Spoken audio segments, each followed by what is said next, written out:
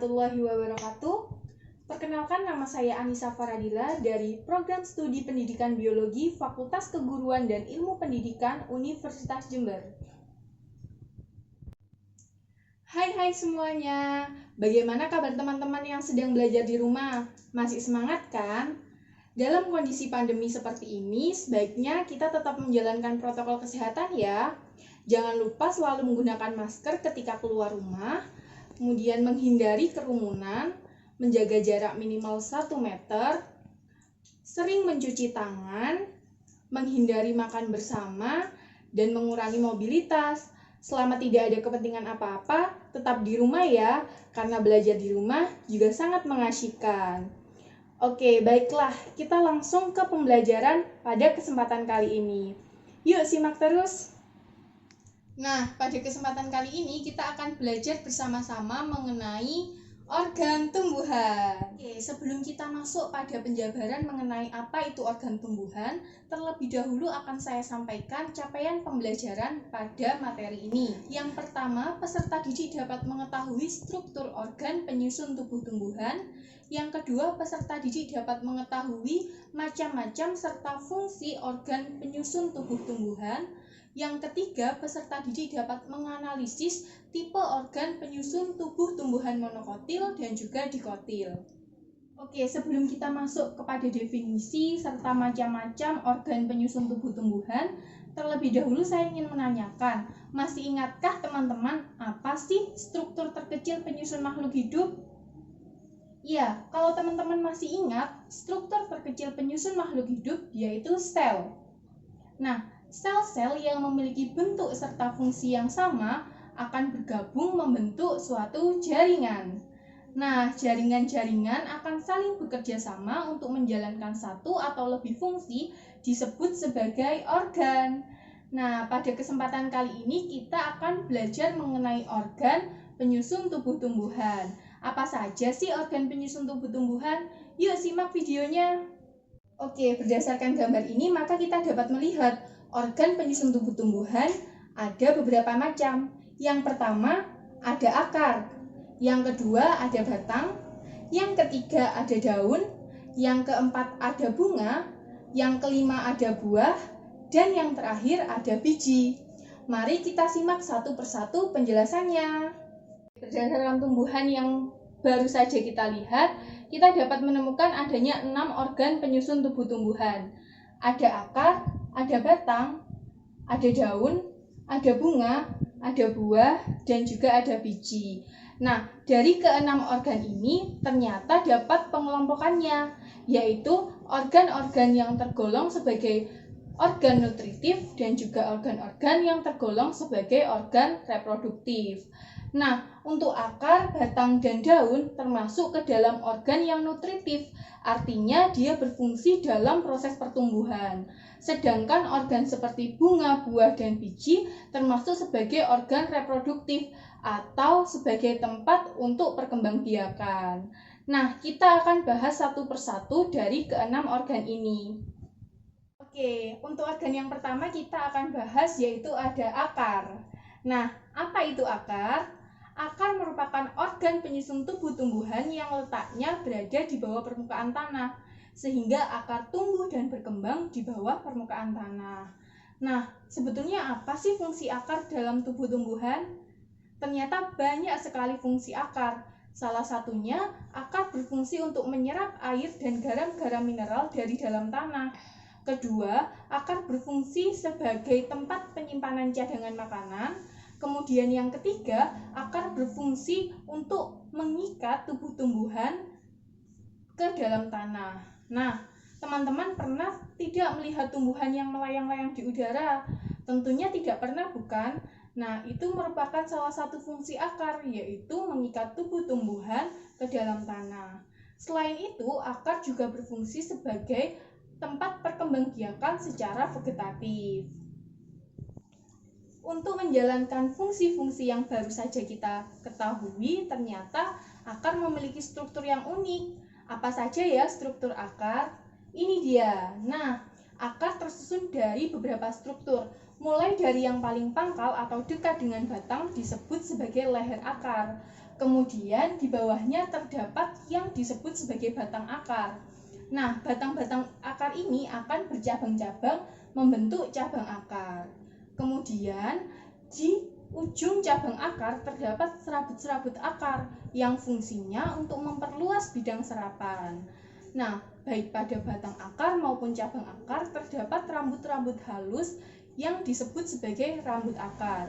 Nah, rambut-rambut halus ini merupakan perkembangan dari epidermis akar. Nah, jika ada pangkal akar, maka akan ada ujung akar. Nah, pada bagian bawah ini disebut sebagai ujung akar, yang mana ujung akar ini berbatasan langsung dengan tudung akar. Nah, teman-teman, untuk tudung akar ini merupakan struktur akar yang paling menarik loh. Kenapa? Karena tudung akar ini memiliki kekuatan yang sangat dahsyat, sehingga dia mampu menembus tanah yang begitu kerasnya. Disebut sebagai kaliptra. Nah, di kaliptra ini mengandung amilum yang fungsinya untuk membantu dalam menembus tanah yang sangat keras. Menarik ya struktur akar. Yuk kita pelajari apa saja klasifikasi akar. Oke, klasifikasi akar berdasarkan asal-usulnya dapat dibagi menjadi dua, teman-teman. Apa saja itu? Yaitu ada akar primer dan juga ada akar liar. Nah, untuk akar primer merupakan akar yang tumbuh dan berkembang mulai dari embrio dan radikula atau bakal akarnya terus tumbuh. Sedangkan untuk akar liar atau akar sekunder merupakan akar yang tumbuh dari pangkal batang atau dari daun, yang mana dapat bersifat permanen ataupun temporer. Oke, selanjutnya kita akan mencari tahu apa sih perbedaan akar dikotil dan monokotil. Tapi sebelum itu kita harus mempelajari struktur dalam akar terlebih dahulu. Nah, akar ini tersusun atas beberapa lapisan. Untuk lapisan yang paling luar disebut sebagai epidermis. Seperti yang kita pelajari pada bab jaringan permanen, bahwasannya epidermis ini merupakan jaringan pelindung yang fungsinya untuk melindungi bagian dalam akar. Nah, di bagian dalam akar terdapat jaringan dasar atau korteks. Kemudian di bagian dalamnya lagi ada endodermis, dan yang paling pusat atau paling tengah terdapat silinder pusat atau stele. Nah, untuk stele atau silinder pusat ini tersusun atas beberapa jaringan. Yang pertama ada perisikel. Perisikel ini merupakan lapisan terluar dari stele yang aktif mengalami pembelahan. Kemudian di bagian dalam terdapat berkas pengangkut yang tersusun atas dua jaringan, yaitu jaringan xilem dan juga jaringan floem.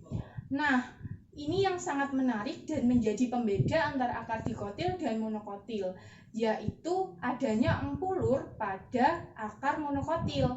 Nah, sedangkan pada akar dikotil sangat ditemukan sedikit atau bahkan tidak ditemukan sama sekali. Oke, nah selain ada atau tidaknya empulur, ternyata masih ada loh beberapa perbedaan antara akar dikotil dan monokotil, yaitu sistem perakarannya. Untuk sistem perakaran pada tumbuhan monokotil merupakan serabut, yang mana radikula atau bakal akarnya telah mati dan digantikan oleh akar-akar liar yang tumbuh dari pangkal batang. Sedangkan pada akar dikotil merupakan sistem perakaran tunggang, yang mana radikulanya terus bertumbuh, membesar, dan sangat kuat. Selain itu, letak dari berkas pengangkutnya juga menjadi pembeda. Pada tumbuhan monokotil, letak berkas pengangkutnya berselang-seling. Sedangkan pada tumbuhan dikotil, letak berkas pengangkutnya yaitu kolateral terbuka, di mana terdapat kambium yang memisahkan antara xilem dan floemnya. Nah, sedikit disinggung, kambium pun juga menjadi pembeda antara akar dikotil dan monokotil. Untuk akar monokotil tidak ditemukan adanya kambium, sedangkan pada akar dikotil ditemukan adanya kambium. Nah, selanjutnya kita masuk ke organ tumbuhan yang kedua, yaitu ada batang. Nah, batang ini merupakan organ tumbuhan yang fungsinya untuk menegakkan tubuh tumbuhan. Selain itu, batang juga berfungsi untuk menghubungkan antara akar dan juga daun. Nah, selain dua fungsi itu, ternyata masih banyak sekali fungsi batang yang sangat penting bagi tubuh tumbuhan. Apa saja itu? Yuk, mari kita simak. Oke, fungsi batang bagi tubuh tumbuhan masih banyak lagi. Di antaranya, batang berfungsi sebagai pengangkutan air dari dalam tanah menuju ke daun oleh jaringan silem, dan juga menyebarkan hasil fotosintesis dari daun ke seluruh tubuh tumbuhan oleh jaringan floem. Selain itu, batang juga berfungsi sebagai memperluas tajuk, yang mana semakin luas tajuknya, maka semakin luas pula penyerapan akan cahaya matahari. Nah, batang juga berfungsi sebagai alat penyimpanan cadangan makanan dan juga untuk memperluas penyerbukan. Batang juga sebagai alat regenerasi secara vegetatif loh. Oke, selanjutnya kita akan masuk pada struktur batang. Jadi, apabila batang dipotong melintang, itu terdapat beberapa struktur. Di antaranya, lapisan yang paling luar disebut sebagai epidermis atau lapisan pelindung. Kemudian, di bagian dalamnya terdapat korteks. Dan yang paling pusat atau paling tengah terdapat silinder pusat. Nah, silinder pusatnya juga ada beberapa jaringan loh. Apa saja itu? Yang pertama ada perisikel. Perisikel ini merupakan jaringan yang aktif melakukan pembelahan.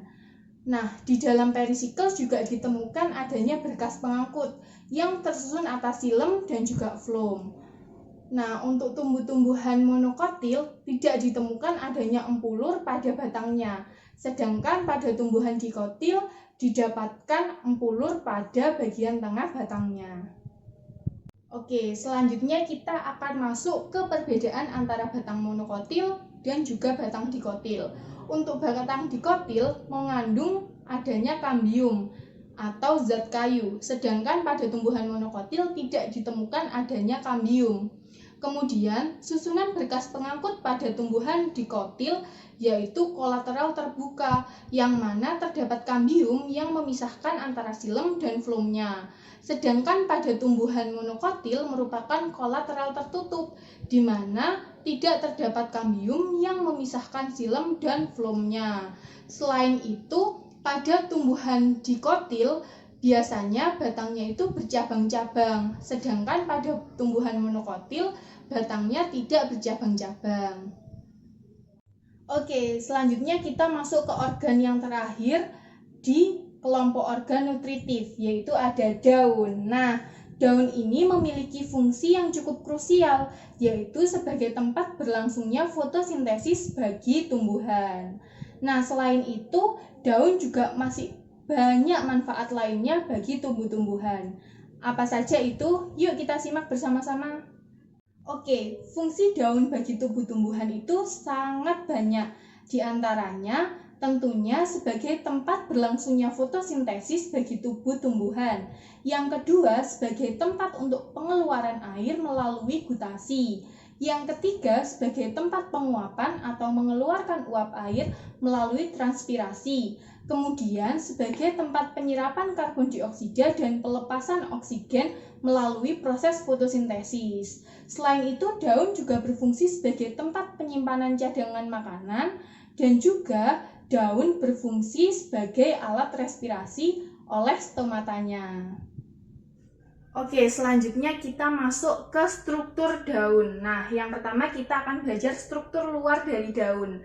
Nah, daun ini memiliki 3 bagian penyusun, dikatakan sebagai daun lengkap. Yang pertama memiliki pelepah. Pelepah ini merupakan bagian yang paling pangkal, yang biasanya memeluk batang.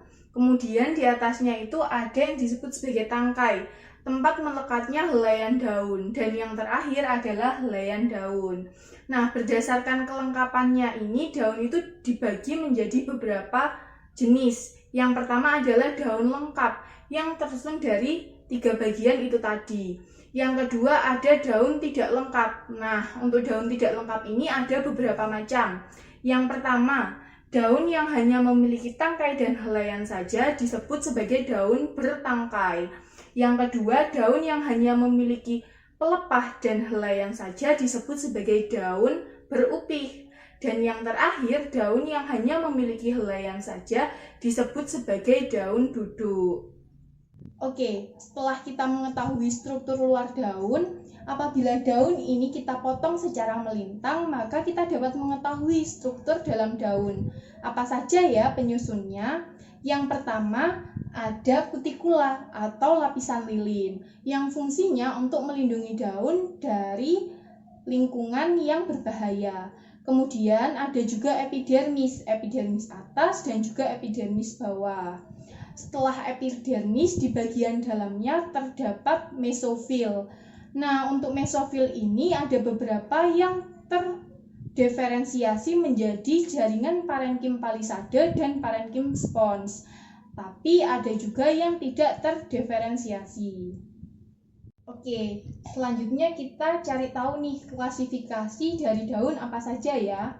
Yang pertama, berdasarkan ada atau tidaknya jaringan tiang, daun dibagi menjadi dua, yaitu daun dorsiventral dan juga daun isobilateral. Nah, untuk daun dorsiventral ialah daun yang pada permukaan atasnya memiliki jaringan tiang, sedangkan pada struktur bawahnya tidak terdapat jaringan tiang. Sehingga daun dorsiventral ini terlihat bagian atasnya lebih gelap daripada bagian bawahnya. Untuk yang kedua yaitu daun isobilateral. Untuk daun isobilateral ini merupakan tipe daun yang mana struktur atas dan bawahnya tersusun atas struktur yang sama.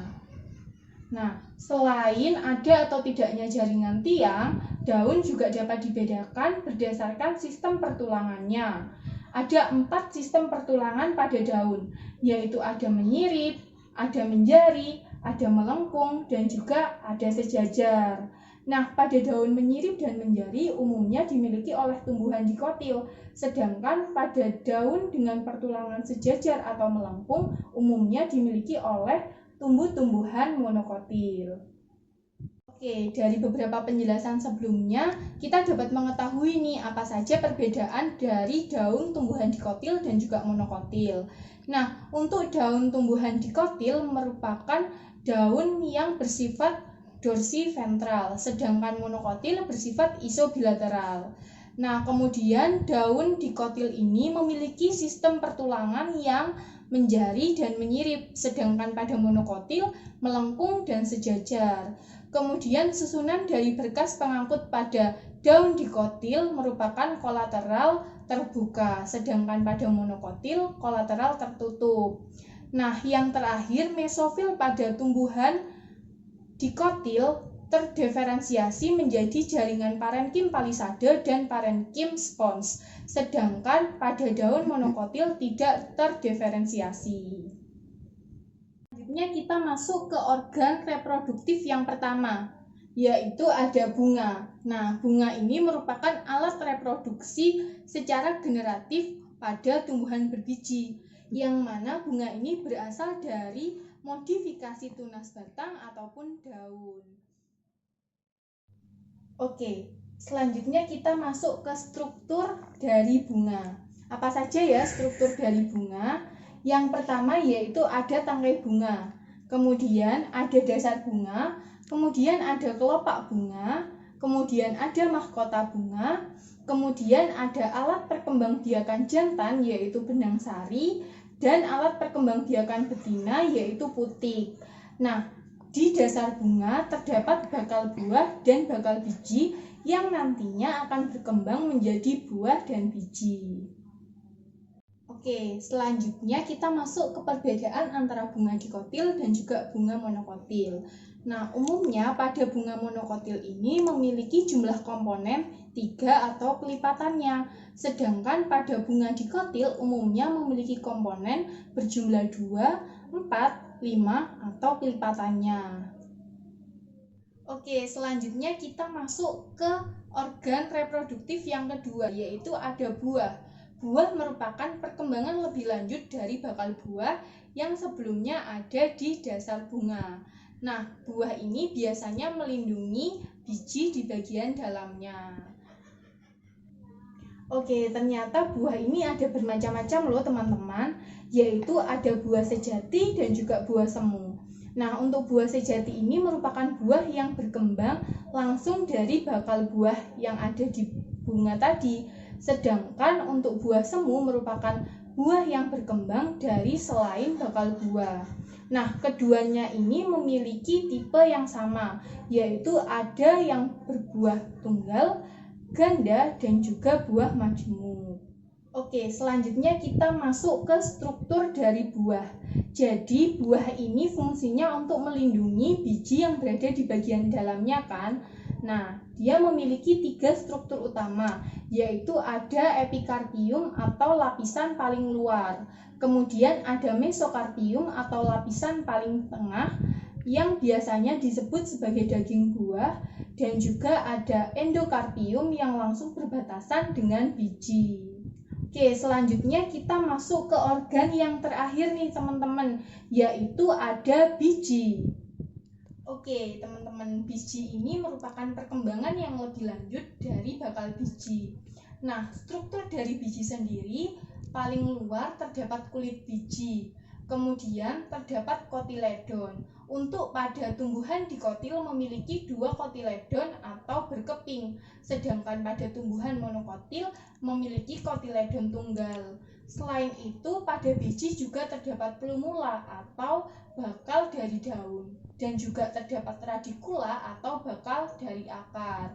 Nah, pada tumbuhan dikotil, biasanya pertumbuhannya biji ikut naik ke permukaan tanah, sedangkan pada tumbuhan monokotil bijinya tetap berada di tanah.